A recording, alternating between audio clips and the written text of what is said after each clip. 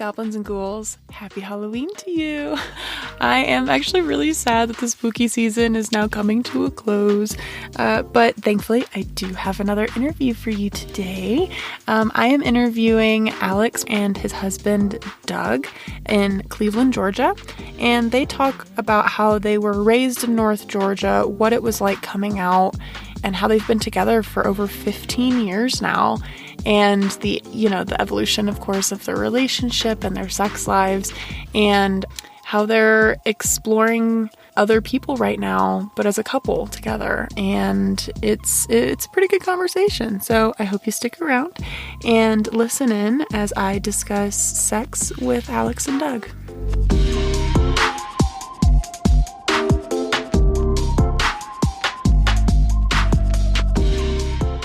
Hi, guys. Hello. Hi. Thank you so much for joining me today. Of course.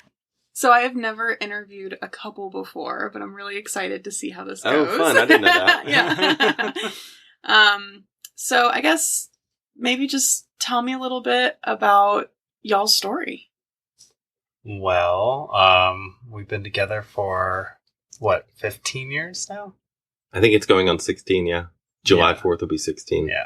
So we met in high school. So half our lives. Yeah, it's been crazy. And y'all grew up here, right?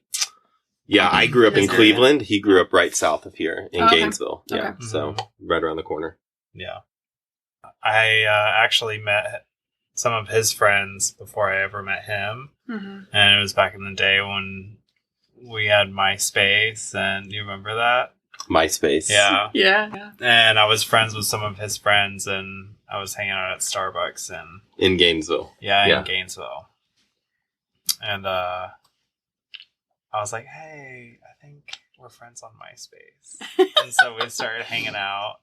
Not to me, though. Like to one of my him. friends. Yeah. I don't think you and I were friends on MySpace. No. Then I met him later, and honestly, I wasn't really that fond of him. He's a little... You didn't like Alex? No, he's a little cocky, and I was out. I was out. Yeah. I was very much out. Yeah. But which is the big difference between us. Very different, yeah. Very different. Wait, how old were you guys at this time? 17? Yeah. Okay. Probably, yeah, 17. Yeah. And were you not out, Doug? Mm-mm. No? No, not at that time. I came out soon after, obviously. Yeah. Alex made quick work of that. Yeah. And, being a little dickhead teenager, I was like, he's gay. You know what I mean? Like, you don't think about that. But, as a kid, I'm like, so that, I think that's where we didn't like to hang out together much because I think you knew I knew, and you knew I had a big mouth and, Sure. Yeah. Mm-hmm. But then we met up at a party and alcohol was involved. Oh, yeah. You were like... It was my first time ever drinking tequila. Or really drinking. Really. Yeah. Well, I got there and you had just gotten done, having my being nap. passed out. Yeah, I had a nap. And gotten sick. Yeah. But then it was very quick after that. It was, 2 or 3, you wake up the next morning and you're like, oh, drunkenly, everybody leaves and stuff. And then I think we connected, I don't know, text message or something like that. Mm-hmm. 2 or 3 days later. Yep. We had coffee. Mm-hmm. And he was all like, I'm lovesick. Yeah. After one night? Yeah. I fell in love with it. It was very quick. That's amazing. I think we were saying I love you, within weeks. Yeah. Wow. I don't know what it was. I don't know. I couldn't, necessarily explain the feeling that I had. Yeah. Well, and big feelings as a teenager, too. They feel even more big. They're explosive. They do, and people, you don't know what to do with them yet. We'd have people in our ears saying things like, not necessarily that it wouldn't last. I think we had a very supportive, but you all know, high school romances don't last and stuff. Sure. But that other leg just never dropped. Yeah. It just... I think it depends on, what you are, what you define a relationship to be, you know, and what that is to you. Yeah. And obviously we change so much as people as we get older that, we aren't who we were when we were 17. Right. So, you know, those feelings, we just have never changed. That has never changed, though. Yeah, like the love and, I guess, attraction has, like, gone through the different people we've been, you know? Because you go back and look at photos and stuff, we've both had very different looks, very different, you know, interests and hobbies and just, like, changes, you know what I mean? Like, I don't know. I think if you were to tell our 17-year-old selves that we were living on a school bus, you know, both, you know, business owners and stuff like that, at 17, we would have laughed, because at 17, we were getting ready to go to college. Mm-hmm. Like, you know, that's what we thought. Remember? Yeah, you were going to be like in advertising. It was going to be like in business. You know, you go to college for business. Yeah. And then we went to college for like 2 weeks and we were like, whoa, no, we're not doing this. No way. He went to hair school and it was like maid service came soon after. Yeah. Yeah. But we just, you know, we've gone through many cycles. Like, you know, after you've been together 16 years and you're 33 years, that's half your fucking life, you know? And so it's really nostalgic to look at your relationship and like go through all those things and like talk about it and stuff, but then still like in this moment be more attracted and more in love than you ever were. You know what I mean? Like, I'd say our sex is hotter than it ever has been. Like, I mean, we communicate better. Like, it, you know, like none of that's been chipped away. Like not most, but you know, you see a lot of people who've been together a very long time and a lot has been chipped away. You just get to know. Yeah. We don't talk to each other like shit, you know? Yeah. Oh yeah. No, we don't. No. I think we allow room for each other's like growth. Yeah. Growth and space and, you know, things that are important to us. We allow that space for us to have that. And I don't know, we've never. And it's interesting this morning when we were driving or talking or at some point and you made the realization, you're like, oh, so Doug wakes up super early and he has his alone time, and Alex is, you know, usually by 10 o'clock, this one's passed out and he has his time and you both have your space. It kind of dawned on me. I'm like, well, we do get a lot of because we are together a lot. We talk a lot. I mean, you guys are always together. And most people we know, when I'm away, they're like, who's on the phone? I'm like, Doug. It's always Doug. It's always, you know, and people are just like, I don't know how you guys are so happy and in a good relationship and you talk so much, you're together so much. So that you pointed out this morning, I'm like, even still with all of that communication, we actually in a 24-hour day, we get 3 to 4 hours by ourselves, which is really cool. You know what I mean? Like, healthy. And it's a natural thing that really just kind of happened, I guess, you know? It's really interesting. Mm-hmm. So Alex, when did you come out? So I started telling like my mom and like people like close to, like, you know, when like aunts and uncles come up to you at family, you know, and they're like, got a boyfriend or you got a girlfriend? Yeah. I would always kind of correct that in a way, like with mom and Mima and Ann and things like that. And so it was kind of like 6, 7 years old. I was kind of already saying it, but then I immediately kind of noticed that reaction wasn't great. Yeah. So, I mean, to me, I knew I was gay and came out at 6, 7, but really 12 and 13 is when I was having a lot of behavioral issues and I blamed it on that. I told my parents, I'm like, I can't be who I am. And, you know, I think that's why I'm so frustrated and I'm like such a dick. You know what I mean? And so I told my mom and we were very religious at that time. She's not very religious anymore. But she did protect me in that moment. And, you know, I think she did tell my stepdad, but I came out like 12, 13, I'd say. Yeah. You know what I mean? Yeah. And then in school, I had a brother who's 3 years older than me and wildly popular. Mm-hmm. So even though we were from a small town and stuff, like I did not get picked on like other people. You know what I mean? Until we started that whole, you know, club that I was telling about earlier. But, so I came out in school kind of organically. It was kind of like, you know, people would just be like, oh, he talks like he's gay. He's gay. I'd be like, yeah, sure. You know, like just wasn't a big issue. So. And that's so interesting. Like I would expect someone coming out, especially through middle and high school in North Georgia. Yeah. Like, I'm shocked. And there was also this kid, like a year older than me. I won't say his name, but he came out too, and he was proud, flamboyant, and loud. Yeah. And so he got a lot of the attention, you know? Okay. And so I was able to kind of fly under that radar too. You know what I mean? Yeah. Like, I never was too, like, I'm not saying too feminine as if I think it's too feminine, but I never did fall in the really feminine category. I think it, so I could, coast in the, in the sidelines and stuff. Yeah, and so my brother was popular. Yeah. So you never like super bullied or anything? Not until we tried to start the Gay Straight Alliance. And then we had a couple incidences of bullying, but I think that was just more the drama of the time. And it wasn't necessarily personal. You know what I mean? Yeah. So I don't necessarily deal with like being in public and having that like, insecurity over my head as much as other people can, but I'd say 12, 13, I came out. Yeah. And Doug, what was it like?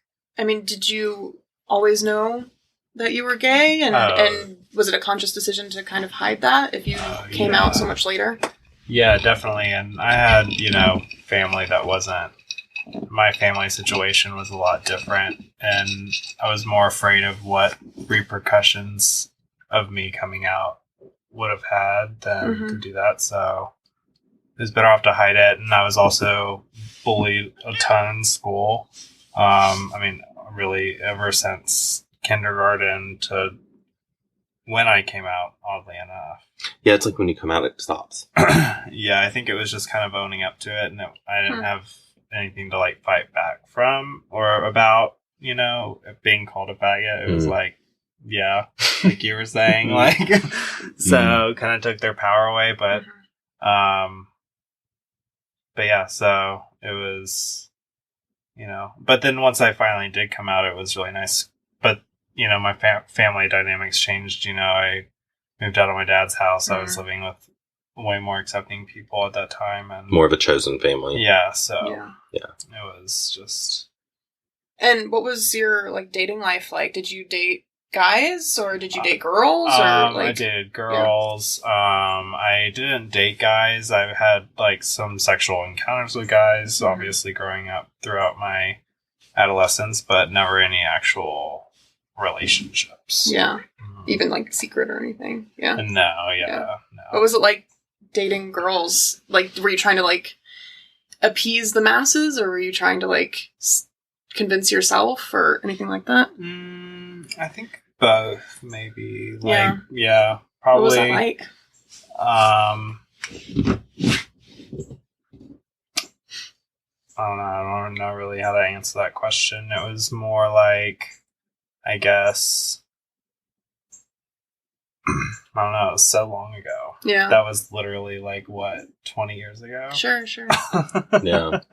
I just find origin stories like really fascinating, especially like figuring out your sexuality or and like those like curious moments when we were younger. I mean, growing up with a dad that was very much a womanizer and like growing up and that being my example of like that. I don't know, women were more just like kind of like sex objects than anything, So I think dating girls was more of a thing to maybe try and appease like my dad, or that I was, I don't know. Yeah. That obviously it was something that I was supposed to do. Yeah. Like a beard. Yeah, totally. Yeah. And what was it like finally coming out? Definitely a relief. Yeah? Yeah, huge relief. So, I certainly have never dated somebody as long as fucking 15, 16 years. That's just like mind-boggling to me. I know you said that you guys have evolved a lot over those years. What has that been like? I mean, you guys have literally been together a lifetime. Yeah. I mean, that's a whole person. Yeah. Your relationship is a whole person, right? I don't know. Like in terms of, I mean, I think the evolution, I mean, if we're talking sex, the evolution is definitely, we're more comfortable with how we communicate during sex and after sex and before sex. And it's not, we've never really been like, we've been very monogamous most of our relationship, but in the last year or so, we're more open to the idea of, having a one night stand, fooling around and stuff like that. Right. But we are pretty primarily like monogamous, in terms of we're very happy with our sex life, but we also do enjoy the occasional like fling, you know what I mean? Yeah. Like a threesome or? Yeah. Mm-hmm. Yeah. Okay. Yeah. We've had threesomes. We've camped before too. You know what I mean? Yeah. Like, what's that like? Camping's funny. Interesting. It's funny because you do it as a couple, right? Yeah. Okay. Yeah. Well, okay. we do it. We've done it really? separately, and sometimes when just like watching porn, jerking off, you will pull up, one of the roulettes and stuff. It's funny. I actually enjoy it more with him. I enjoy showing Doug off. You know what I mean? Like that's a part of like my pleasure in that. So on cam, it's fun. It's also funnier to be with someone else because some of the characters that come up are just so interesting. Oh my God. So interesting. Wild. Like people wearing some wild outfits and just, got stuff going on in the background and you're just like, what is going on in that basement? You know what I mean? But it is a thrill. Talking on like Grindr to people and stuff is always fun too. Mm-hmm. We go through ebbs and flows. Like right now, we really haven't opened the app much, but we do go through ebbs and flows and stuff. And sometimes it's even more just talking to the person and sharing photos and stuff. Yeah. Mm-hmm. Just like the flirtation of it. Yeah. I think it's understanding that, I don't know, for us at least, that we have been in a monogamous relationship, but I think it's pretty natural to find other people attractive and find that other, like, you can't deny that. Yeah. You know what I mean? Yeah. That part of you. So instead of like, I feel like our society puts a lot of pressure in your stereotypical relationship or marriage or whatever, being that like, you just put so much on one person or expect so much from one. Yeah. To fulfill all of your needs. To fulfill so much. Yeah. And that's impossissible. Like even outside of sex, you know what I mean? It's, I depend on Doug for a lot of my meals, and he keeps this house good that I do a lot of, you have so many roles in life, and so I think once you've been together for this long and you've literally been together a lifetime, you've actually built a life, and that life is the relationship you have, and so and so I think for us, like, and I think a lot of couples go through this. You see like old people go down to Florida and they all of a sudden become swingers because they're so liberated. They've been together so long and they notice that like we've built something that can't be fucked with us actually just opening up to our desires, and so like, I think, like we've built a business, we have a home, we have memories, we have family. And so now it's easier to be like, hey babe, I'd like to see you get fucked by like a big country bear daddy, right. Or for him, you know what I mean? Yeah. Or for me to be like, I'd like to have a twink, I'd like, I'm into this scene, I'm into that, so it's like it's a new level and it's exciting, but it's also like, I feel like we're doing it very grounded too. Like we communicate really well and we're not like rushing in like some people would, and like overtly do it. We've had some experiences where we come out of, like a 3-way or something. It's like, whoa, yeah, being able to navigate that, together and just to feel how you feel about it. You know what I mean? But it's fun. Yeah. It's like, it's funny to be able to like navigate it.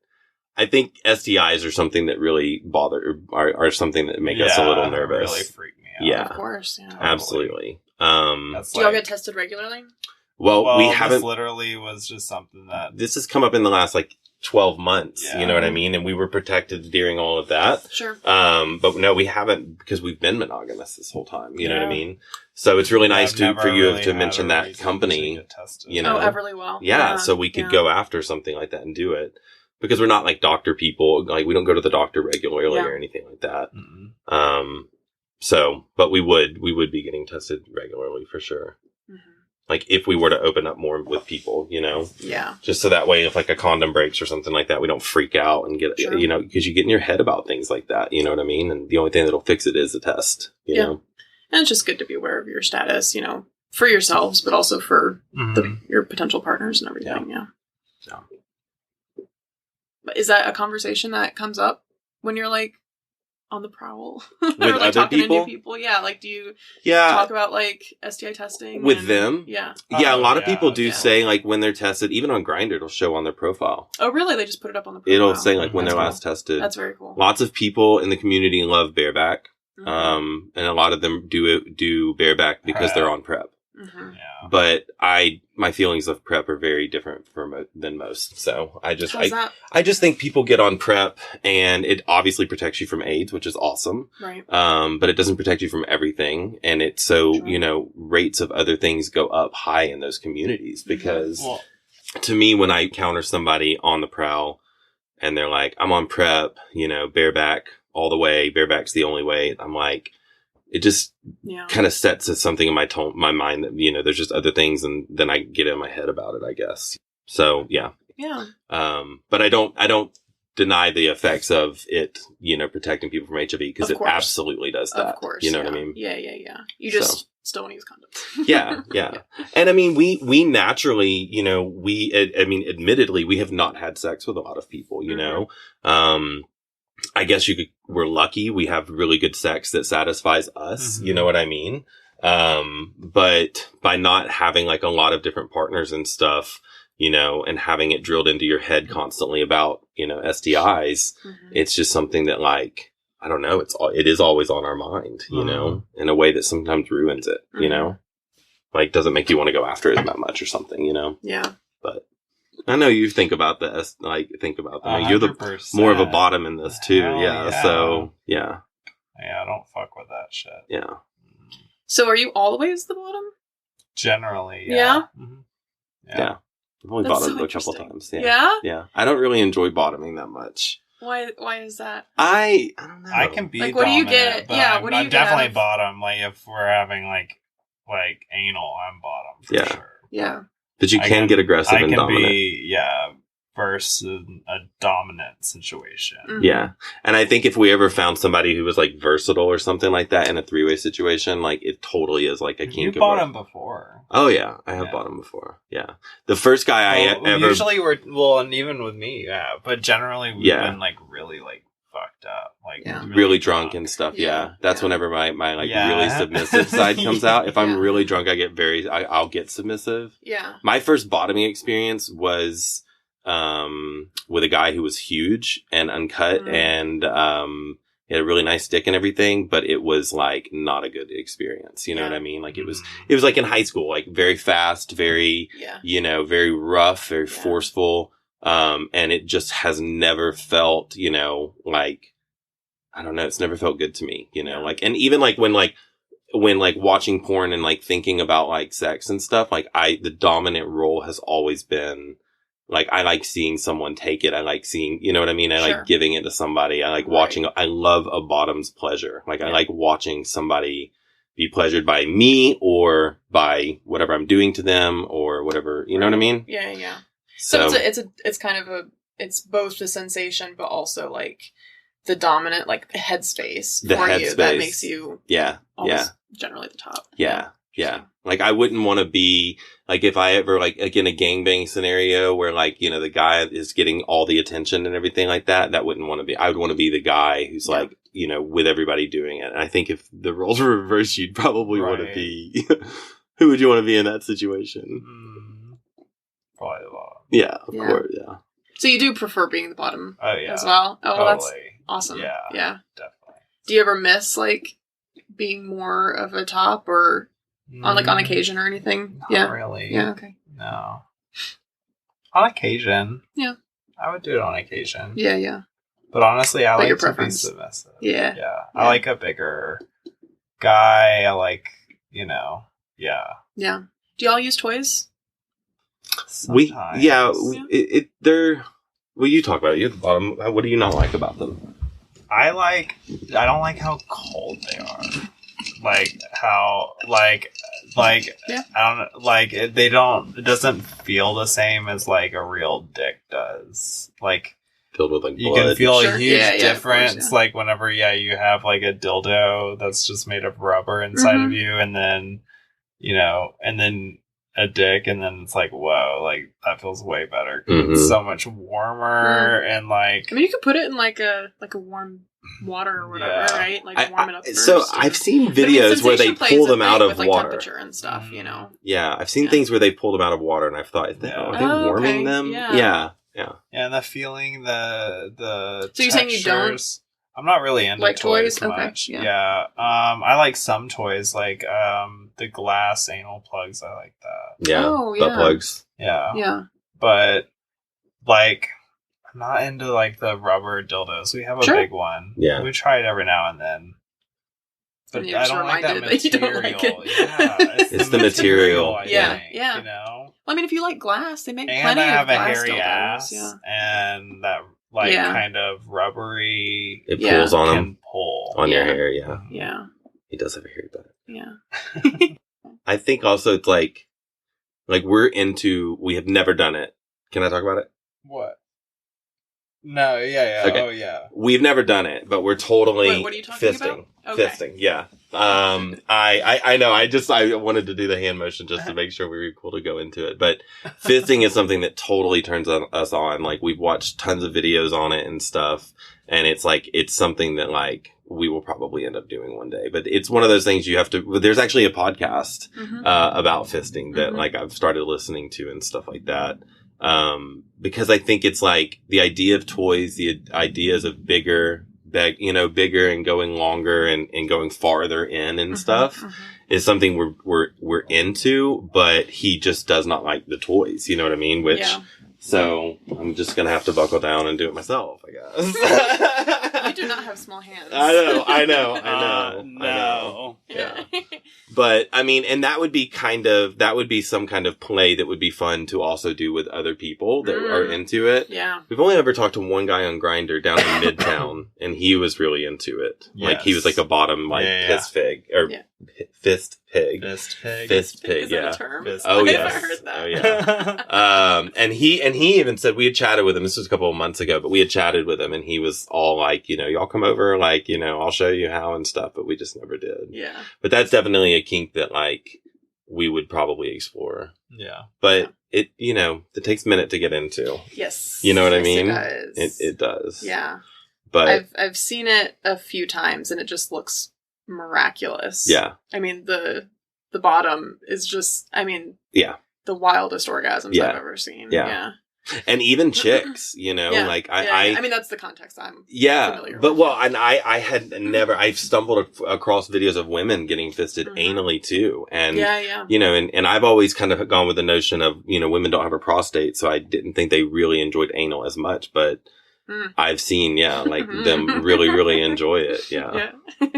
But I think it's it's interesting. I mean, because we've just opened up, so we don't have many experiences with that, you know what I mean? But our sex life has always been great. It's I think one thing that's interesting is I've never been with a woman at all. The only sex or only time I ever touched a girl was in first grade. When I was in first grade, my girlfriend and I, kids, right? You've gone farther with a female. Yeah.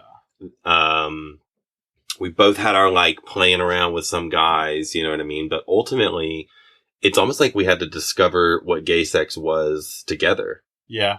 Oh, really? Well, yeah, because I had never topped anyone. You'd maybe bottomed once before me. Mm-hmm. Well, yeah. So, we really, I think it's interesting because maybe, the first, kind of all the way. So it's interesting.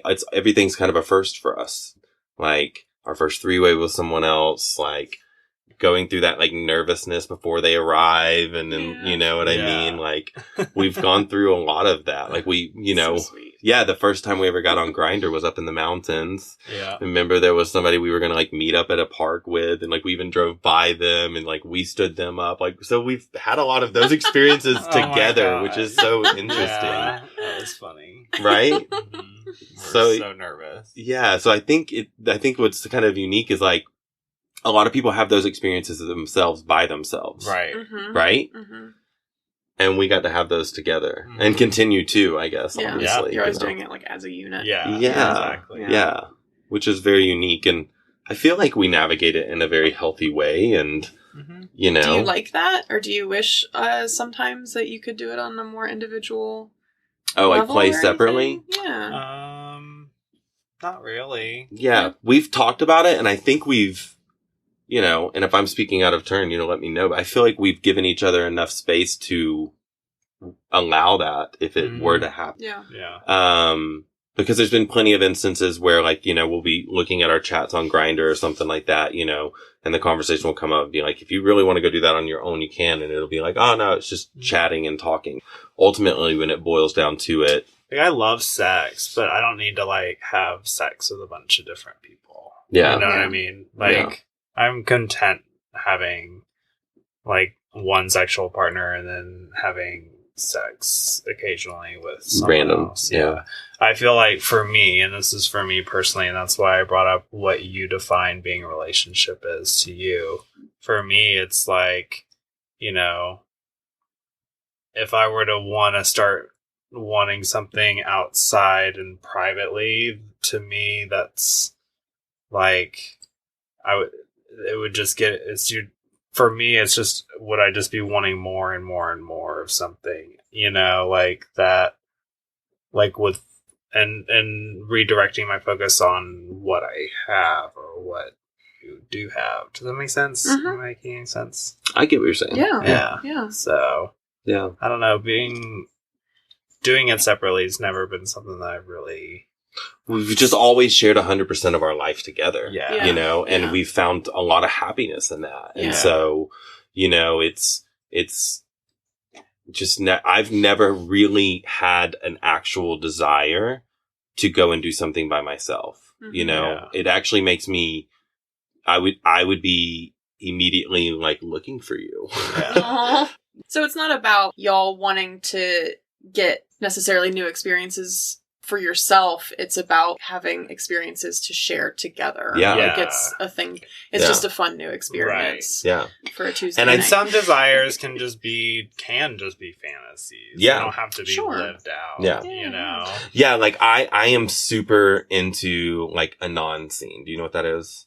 So a non-scene is, and I see it a lot. Like anonymous sex. Anonymous sex. I was like, I'm sure she knows what this is. You just. Am I saying it wrong? Sorry. But no, like I love the idea of like walking in and the guy's ass being up in the air, ready, maybe even preloaded with somebody else's cum, like fucking them, getting out, never, you know what I mean? Like I find that to be really hot. I would probably never do that. You know what I mean? I mean, like, there's so many, like, you know, but it turns me on, you know what I mean? Yeah. It would turn me on risky stuff is all, but it's also, and I find, I mean, I feel like I'm fortunate to be, I don't know, like, I feel like if I wasn't in a relationship so young, you know what I mean? Like, I feel like if I didn't was lucky enough to have met my person, that like, I probably would have gotten into a lot of trouble and it would have changed my life for the bad. You know what I mean? Because I do have these tendencies that like I might have acted on and done something bad with, you know what I mean? And so like, I feel very fortunate in that, and to be old enough now to be able to like navigate it and feel confident enough to talk with one another and say like, I don't know, because we can talk enough with our fantasies to where if it keeps coming up enough, we do it. And we've acted out on some, you know what I mean? Like, so, I don't know, it's interesting. But I agree with you, like, some things can stay desires. Yeah, I think some things can be just a fantasy, you know? Do you have any fantasies that will probably stay that way? Let's see. Oh, we've always talked about, this one it's not really a fantasy as much as I'm just curious as what they look like on the inside. Those video arcades. Yeah. At like sex shops and stuff. Oh yeah. Have you ever been in one? I bet I want to know what it's usually kind of a gay thing. It's usually a lot of straight guys go there. You know what Sniffies is? It's like a website. It's like Grindr, but it's more anonymous. Okay. It's very GPS located and all that. And Sniffies will have like, around the different video arcades, it'll be like, it's a bunch of straight men that go in there, these video arcades. So describe what a video arcade is. Well, we don't know. We've never really been in one. I think it's gory holes and stuff. From what I've heard, it's like a hallway with a bunch of rooms, and then they have, I think, TVs inside of them, and you can rent porn, obviously. And then they have glory holes, and I guess people can go in each other's rooms and all that kind of stuff. But you'll just see, like, when you go by, like, lube and poppers and stuff, like, you'll just see, like, but it the is straightest probably looking guys more going through filled there. with a lot of, like, men on the down low. Yeah. Which is hot. It is hot. Doug and I do have a thing for straight men. Really? Yes. Yeah. Yeah. Straight married men. Have you hooked up with any? Yeah. Yeah? What's that been like? You tell it. No. Oh. We hooked up with him twice. Do you want me to tell I think we just got excited. Yeah. That it was... He lives like a mile away from here. Oh my gosh. You can talk about it. You go. He lives a mile away from here. He's married. He says his wife knows. Honestly, he's not as attractive as as the photos or anything ever. Me. Yeah, not to be shallow, but he's you know, like, have you ever hooked up with somebody and like in the middle of it, you're like, I'm not attracted to you. Came up to here to me. He's short. Yeah. He just was not. It was a catfish situation. I feel like. And then we did it again because it was convenient and we were horny. Oh, she said ew. We did. That's so funny. It was ew when we were done, and the second time was really bad. It was like I couldn't even, like, my ass. First of all, will let you know Doug's if ass it wants it or if it doesn't. It will. It's like fucking Fort Knox. It is. If it doesn't want it. But if it does, it's like, it is the weird, I'll be like, I could be eating Doug out and I'll come up and be like, I'm probably not going to be doing this. You know what I mean? I can just literally can feel it if it's not ready for it. Yeah, you closed down the shop for him. Oh, yeah. But he couldn't really get hard either. He got nervous. I just, obviously, no one was into it. Yeah, it dawned on me, and I was like, what the fuck am I doing? The first time we had the hookup with him, it was very much about Doug being the bottom and he and me being the tops. And I kind of realized, like, I never really touched him or anything the whole time. Like, I never, you know what I mean? Like, which actually made me totally okay. Like, because I think the idea of sharing Doug with someone else, but me not necessarily having to, I just am not that invested. You know what I mean? Like, that's just not what I'm there for. I'm like more there for Doug, you know? And so that first time I didn't really do anything with him. The second time I kind of got into him a little bit. I mean, I literally like sucked his dick. I just was like, all right, I'm just going to commit to this and get this over with. Yeah. Oh, I know. We had a hookup with we talked about the Emery kid. This was our first one, wasn't it? No. I don't know what our first hookup was, but I've had to drive over to like the Emory dorms. Yeah. And picked up an Emory kid. My goodness. Yeah. Like what? He was in his 25. 25. He was like 23. 25. I think he was like 23. He was a big, tall guy and kind of chunky and stuff, so he didn't seem like, but he was, I think, 23. A really big day. Very. It was fun. It was fun. Yeah. Was that another straight boy? Bi. Yeah. Yeah. He said he was bi. He's kind of a gamer, geeky kind of guy. Yeah. You know, we probably could have hung out with him and had some conversations with him, but we didn't. Yeah. I'm so fascinated by y'all, like, being so into, like, straight married men. Like, where do you think that stems from? Oh, I mean, obviously growing up in the South. Like, yeah. I think there's something that's, like, I mean, there are, like, there's something hot about their, what's the word? Anonymity. Anonymity. Yeah. Mm. Yeah. I think that, like, there's, like, a secret. I think all men want to get their dick sucked by another man. I think for some reason, I just feel, and that statement isn't true, like, obviously, but I feel like when you're in the straight redneck community, most of those men want it. You know what I mean? Like, because, they're curious about it. They've, been raised to not like gay people and stuff. And, when you're raised, when somebody tells you no, Yeah. Makes you more curious. At one time I saw there was a Pornhub map.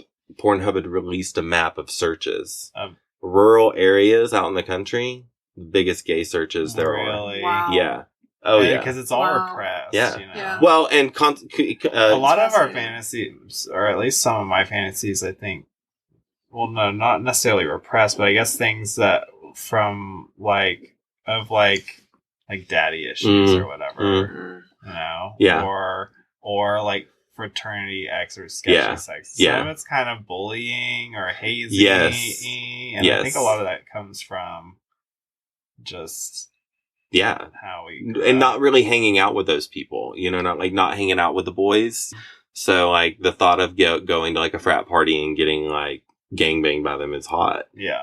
Probably not something you're ever going to do. Maybe you could. I don't know, you know, but yeah, I think that's where a lot of fantasies, you know, stem from. It's just, I don't know. I like the anonymous scene simply for like just the not knowing who came in. And I also love the fact that the bottom is like just slutting it out. I think that's really, really hot. I'm not as attracted to, I mean, I am attracted to straight like redneck men and stuff, but it's interesting because when it comes down to it, like, there's not much I would want to, I would maybe suck their dick, but I don't really want to like, I like fucking like more feminine, more, you know what I mean? Like smaller guys. Yeah. I don't know though. I never have. So I don't know, but it's not something I find myself going toward. It's not your like initial attraction. Yeah. But if I'm like with Doug and like I, you know, want to hang out with a group of like straight guys and like gangbang them, that's like the hottest thing ever, you know? And up here, you talk to a lot of straight guys. Most people on Grindr. Oh, yeah. Like blank profiles. Blank profiles. Wow. Yeah. Yeah, it's just that hot. Or just, you know, murderers or something. Or a murderer, yeah. And I don't know. And, you know, like, sometimes I feel a little bad about it, but also, like, I think it's hot when they're married.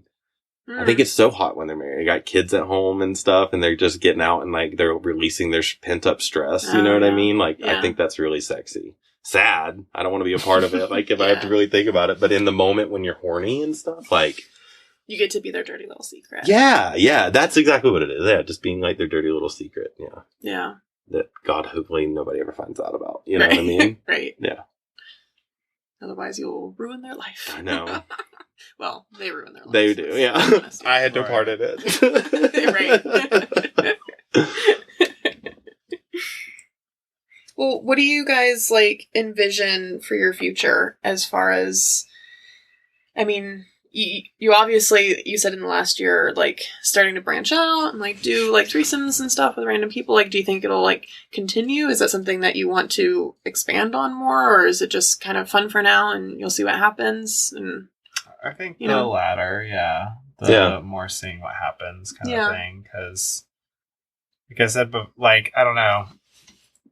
Exploring it's obviously really fun and exciting and interesting, but it also, you know, there's a lot of factors to consider and safety and all that kind of stuff. Yeah, and I find like naturally we're just not pulling up Grindr and looking. And you know what I mean? Like sometimes we do pull it up. There's you know, there's weeks where we'll pull it up and we'll be chatting with people but then we just put it down. It's a mood thing. It is a mood. Yeah. It could be a fantasy thing, and maybe we had a few and we don't do anymore. Maybe we have more. Yeah. We also have really good sex. Right. You know, like, I mean, we have sex almost daily. Very often, sometimes twice a day. I don't know. It's like, I'm not saying that, well, I guess this is true for some couples. Some couples get into it and they're open from the beginning and they just go buck wild.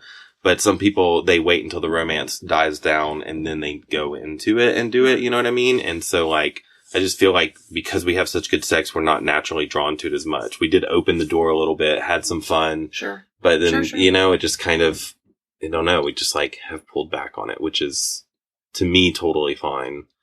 I think it's built our trust a lot more because earlier in our relationship, like, he'd catch me on Grindr just having conversations, never following through with anything or anything like that. And then, you know, you would chat a little bit or get on cam or something and we would do kind of our own thing. And then we brought it together. We're able to kind of make something out of it, you know. Or at least just have each other be more aware. Yeah. Not feel like you're sneaking behind your couple's back. You know what I mean? Yeah. Because the fear's always been in a relationship this long is like, are we going to wonder what's something, you know, and you don't want to be 50 years old and be like, we never got to experience something else. So that to me, I guess for the future, you know, would be my answer. It's like, I feel like we're good to explore if we want to. I don't know how much we will, you know what I mean? Yeah. Just to continue to be open and honest about what we want out of our sex lives. Yeah. I mean, you both have mentioned a couple times already that, like, your communication is amazing and everything. Yeah. So, like, you feel safe to be able to talk about something that you're suddenly, like, starting to become curious about. Yeah. I'll fist him one day. One day. Yeah. I am curious. So, you guys were living in Atlanta for how long? I would say 10 years would be we went back and forth a little bit, but 10 years total. Right. So, you guys recently were living in an apartment in the heart of Atlanta, and then you moved into the schoolie, the school bus, up in North Georgia in the mountains. Like, did you notice much, like, relationship or sex life change, like, from that kind of transition? Not really. I mean, have you? Yeah. Wait, what do you mean?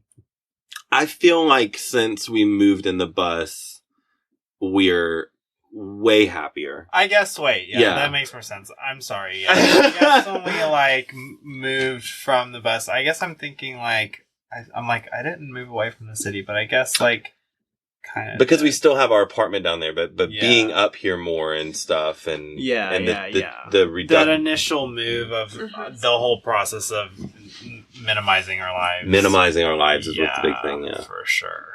Has changed. It's definitely, I think, opened us up more to expressing things that we want, or I think we have sex more. Yeah. Really? Oh yeah. Yeah. Because I mean, when we lived in the apartment in Atlanta, like I wouldn't say. But so much changed. Yeah, so much changed. The bus. We minimized our life. Yeah, he stopped drinking. Yeah. I don't drink as much anymore. There was so much in our lives that changed. Yeah. We started getting healthier as we moved up here. We started cooking more and eating out less. We went hiking a lot more. Mm-hmm. So it really was a complete life change. I think it was more of like I think minimizing our lives allowed us to focus more on what we had instead of all this just stuff and accumulating more stuff. Mm-hmm. Yeah. To feel which you're going through too, void. So you know. So I think it allowed us to just kind of see each other, like even though we don't have we don't watch TV as much anymore. Yeah, we definitely don't watch TV as much anymore. We're never just like sitting. Well, usually when we do end up like fooling around or going on a hike, I mean, like we just do stuff together more, you know.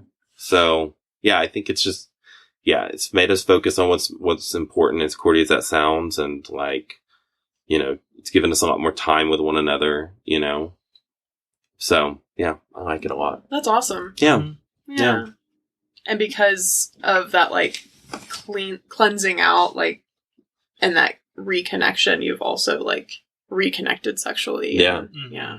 And I think always ever changing and always, like learning new things and stuff. But I think like looking back on like buying the bus and doing this entire, flip your life upside down, like it made me be able to look back and really without a doubt be able to say like living in that apartment in Atlanta at that point in time, like I wasn't happy. I didn't know it. Yeah. But I wasn't happy. Yeah. You know what I mean? It wasn't not happy with my partner. That's not, it just, I wasn't happy. I feel like I'm doing more in my life now, like I'm able to just like enjoy what matters to me, like everywhere I look, it's like, I like a fire. So I've always got a fire pit. You know what I mean? Like I like living small. So we've always lived small, like I like my husband. So he's here, like it's just like all these things, whereas like back in Atlanta, it was a lot of things that I don't think I was necessarily that happy with, and a lot of alcohol. Yeah. A lot of drinking. We drank a lot in Atlanta. COVID, I think everybody drank a lot. Yeah. So. And y'all are legally married, right? Mm-hmm. Did that happen like right after it became legal and you guys were like on it or? No, well we were engaged before it became legal. Yeah. And we tried to get married. We went and legally got married in D.C. because that's the only place you could get married in this area. So we did legally get married somewhere else. Then we had a wedding later on. And then it's soon after that. Yeah. It just became like a year or two. Yeah. Supreme Court did it. So we just got married before it was legal in Georgia. Mm-hmm. That's awesome. When it got legal. Yeah. Did you get any kind of reaction about that? Or was that kind of a non-thing since you guys had been together for quite some time at that point? With our people, like family and stuff, they were so amazing. For our wedding? Yeah, it was awesome. Yeah. His godmother, his godmother and my mom, we all flew up to DC, had a cute little wedding. Yeah, we had a little wedding in DC, and then we had a big, like, wedding and reception thing here. Up the road. About what? Yeah? A year later? No, it was the end of that year. It was the end of that year, yeah. It was like the fall solstice. March we had it. Like it's like a music festival on a farm. It was fun. Yeah? People camped. We had people camp out. We had it was really awesome. It was, a little DIY, music festival. Yeah, here it is, March 28th, 2014. Oh, yeah, he's looking on our cutting board. The cutting board that was a wedding gift, which I'm actually really surprised. What's the date? When did we get married? March 28th, 2014. So we've been married for 8 years. Yeah. Right? 6, 8 years. Mm-hmm. We don't really, we're a lot like you were saying, I think earlier today or something, you know, which I think this is like connection that we have. Like, you're not really big on like, sanctioned gifts and like, holiday sanctioned gifts and dates and stuff. And we're very much the same, you know? And so like, we'll forget our anniversary. We really will. Like, somebody will be like, happy anniversary. We're like, oh shit, we've been together, you know? Right. I remember July 4th one though. That's just because that's when that was like when we got together. Yeah, it doesn't matter how marriage to us was not seal the deal situation. Yeah. Marriage is ridiculous. I think it's just for the benefits, which are awesome, and to know that if I would want him to be in control, if I ever, that stuff. For that purpose, it's amazing. Very important. Yeah. But it never made me feel... It's crazy how many rights there are when it comes to, like, getting married. Yeah. And luckily we both have very, like, open-minded families that if it were the other way around, we would have been fine. But still, it's just... Yeah. Like, our families are joined very much so. Yeah. Families, it's really sad. Mm-hmm. Yeah, married for 8 years. And I think we were engaged for, like, 3 or 4 years. Mm-hmm. Yeah. We got to the point where we kind of forgot we were engaged. Yeah. And people were like, you should get married. And we're like, oh yeah. That costs money. But we had a cheap wedding, I think. We did. We had a lot. Given to us. Yeah, the venue, everything. It's a friend's farm, but we were like, we can make this work. Yeah. We got our clothes, our outfits were from Target. These are from JCPenney. These are from Belk. Oh, Belk. Yeah, because I had a credit card with Belk. Yeah, so we went there. We were broke, man. We were broke. We had our wedding cake made for us by a friend's mom. Yeah, we had flowers done by a friend's mom. That's awesome. It was really awesome. But that's also really lovely because then like everyone has like a role. You get to feel the love surrounding you because everyone's pitching in to make it happen. Because the relationship is not like it's so much bigger. Everything, is corny as that sounds, but everything is always so much bigger than what it seems on the surface. So like the two of us, it's not just the two of us, it's 20, 30, 40 people if you think about the web that we weave, I guess, in our lives. So it's really neat in a wedding sense to see that all come together and to know like, everything had a meaning behind it. Yeah. I mean, Doug and I are very big into symbolism. Yeah. Very big into symbolism. Yeah. I mean, so I think that like in our wedding, we wanted to like know, like, this came from, like our wedding cake was made from like my high school guidance counselor, or middle school guidance counselor. Wow. Yeah. Like just shit like that. Yeah. So it's just really awesome. We've talked about doing what is it called? When they redo their vows. Oh, like a recommitment ceremony. Mm-hmm. But I think you gotta wait until like 25 years or something like that. I think you can do whatever you want. I guess you can, yeah. Yeah, because, that's just a ceremony at that point. It's not like a legal anything, as far as I understand. I mean, we're gonna want gifts, though. I'm just playing. Totally playing. We didn't even ask for gifts for our wedding, actually. Because, we'd been together so long at that point. We were like, no gifts. You already have everything. You've already been living together. Yeah. Now that we're in the bus, we reject like anything anybody. It's like, give me a gift card. Like, right. If it doesn't fit in my wallet. Well, this was awesome. Thank you guys so much for I really enjoyed doing this with me. I know. Yeah. I can't wait to see where this all goes. Yeah, I me really too. can't. Like, I'm super stoked about everything. I love the project and the idea and everything.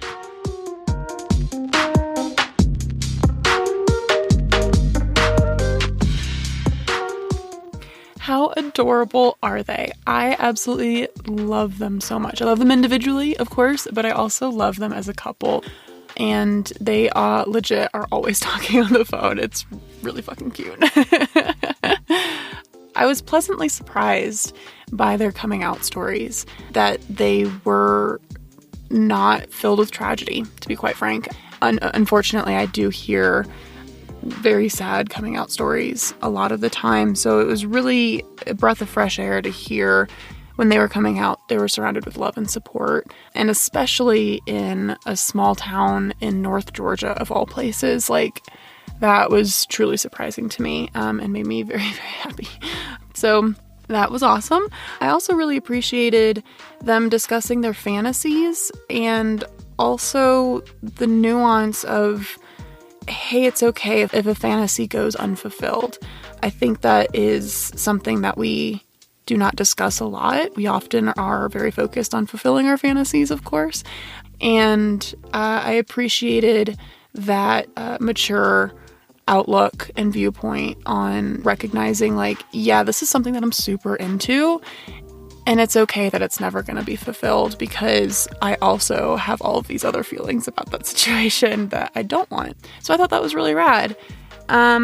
Stay tuned, as always. Next episode, I will be chatting with Nora in Chattanooga, and she will be discussing her viewpoints on sleeping with married men and abortion. So stay tuned for that spicy conversation. And until next time, stay awesome, friends.